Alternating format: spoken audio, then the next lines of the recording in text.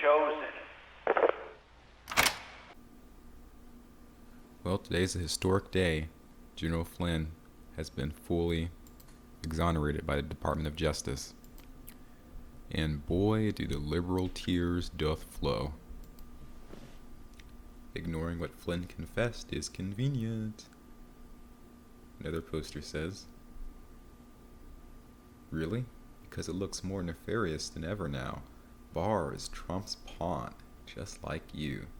This is a response to Sean Hannity's statement that ending the Michael Flynn prosecution exposes and destroys the Trump-Russia collusion hoax. And it does. Just searching by latest tweets, it appears there are many Twitter users who are in support of Flynn. We have this person saying, Gen Flynn, you rock, sir. We have this person saying, this is the first to post Flynn news. We got this person saying, agreed, I don't much about the legal system, but it seems like it's evolved to a pretty dark place in many ways. I'm somewhat troubled with the idea that entrapping Flynn and are threatening his family to get a plea, but the way the circumstances are on the other side. Pajama Media put out a bombshell article stating that Obama knew of Flynn wiretaps, declassified docs show.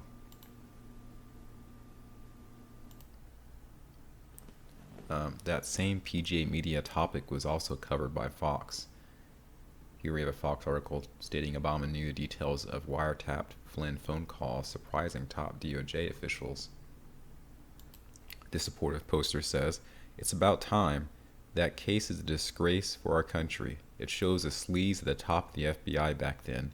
They set up a perjury trap against Flynn and threatened his son. How low can they go? Then we have the other tidbit about the Michael Flynn prosecutor quitting the case. So Brandon von Grack, one of the special counsel Robert Mueller's handpicked prosecutors, has withdrawn from the case against Mike Flynn. Van Grack's withdrawal marks a major victory for Flynn and for his new attorney, Sidney Powell, who have secured the release in recent days of exculpatory evidence showing that the FBI may have targeted Flynn. The documents released last week showed the FBI deliberating about whether their real goal in meeting Flynn in January 2017 at the White House was to obtain the truth or to have him prosecuted or fired. And this is really what was revealed, as shocking as that sounds. Here's a document showing potential questions for the D&D's call. This was sent from Peter Strzok to Redacted, whoever's doing the investigation of Flynn. And these are particular questions they're thinking that Flynn would think up. Am I in trouble? Am I the subject of this investigation? Is it a criminal investigation? Is it an espionage investigation? Do I need an attorney? Do I need to tell previous? Will you tell the White House and what I tell you? Will you need to interview other people? I can explain all this right now. I did this, and this.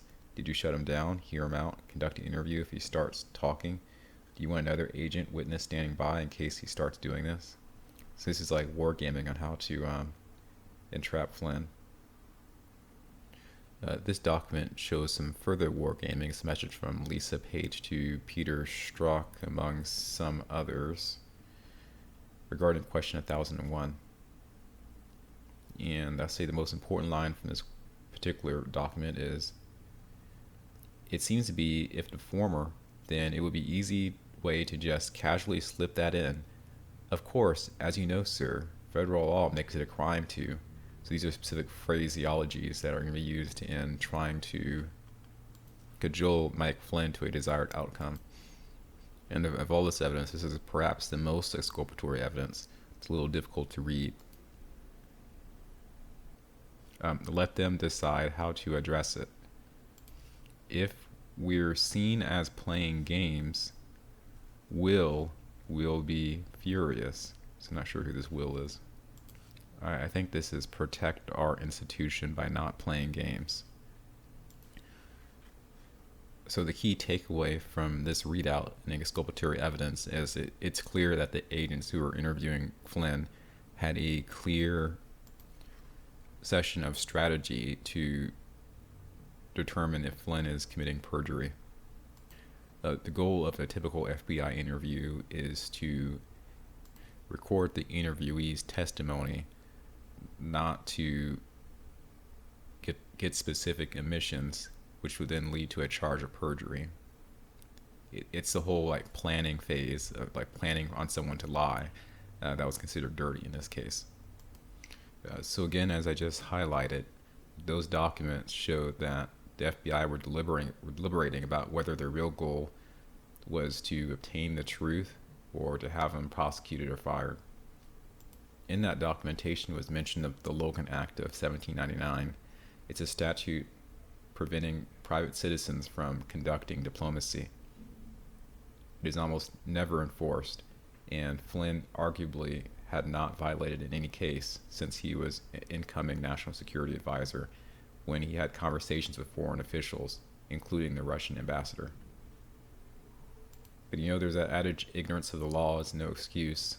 Flynn, not a legal-minded individual, was not sure about where he stood on an issue of his violation of the Logan Act, and so this is what led to the perjury trap. Another problem, which was revealed by Breitbart News Sunday, is that there was evidence that emerged to show that the FBI had not agreed to pursue charges against Flynn's son if the general pleaded guilty. And so this particular deal was not even disclosed properly. Again, just going to the latest thread for Twitter, overall it's much support for Flynn, it appears. Michael Flynn was a duly appointed national security advisor. He had every right to talk to Russian diplomat to the U.S. He was railroaded into getting caught in the process crime. FBI also threatening Flynn's family, so he folded.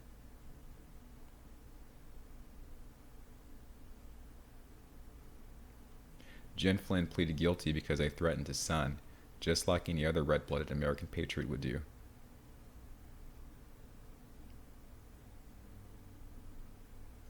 Here's some liberal tears. Flynn pleads guilty. Flynn gets out of jail with a jail-free card.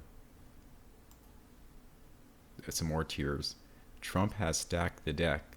Flynn is still guilty, but we have an AG who is a Trump stooge and an attorney who doesn't represent the best interests of the U.S.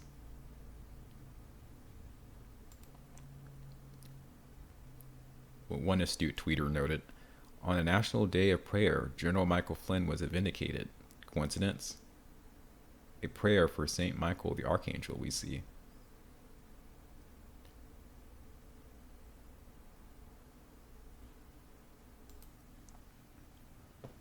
Another liberal tear.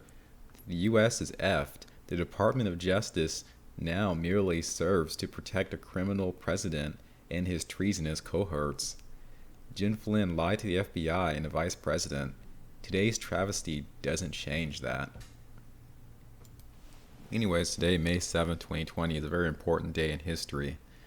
The prosecution of Mike Flynn was integral to the further prosecution of President Donald Trump.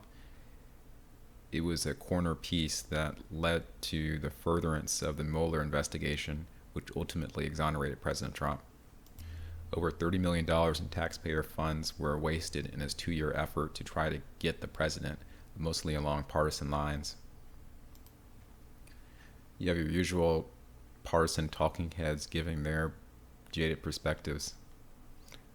Here's from Nancy Pelosi. Michael Flynn pleaded guilty to lying to federal investigators in the face of overwhelming evidence, but now Attorney General Barr's Justice Department is dropping the case to continue to cover for the president. Washington Post puts out an opinion piece. If Michael Flynn did nothing wrong, why didn't he tell the truth? The article is going to go on to completely gloss over the circumstances of coercion that General Flynn was under. Representative Adam Schiff has a hot take. The common denominator here between these two cases, Roger Stone and Flynn, is this: both men lied on behalf of POTUS. Oh, wow. In an interview with Attorney General Barr, how will history books look back on your decision to drop charges against Flynn? Attorney General Barr, Well, history is written by the winner, so it largely depends on who's writing the history. And this reflects that Barr is aware whichever political faction is in control will determine how the history of the past is to be interpreted. Unfortunately, the flaming sociopath nihilistic narcissists are currently in control of society. They do not own a particular political affiliation. They seem to be largely left slanted. Their leftist slant is probably because that is the amoral slant, the slant where the majority of individuals don't believe in God. And of course, as we know, fear of the Lord is the beginning of wisdom. It's not to say that all leftists are the same way.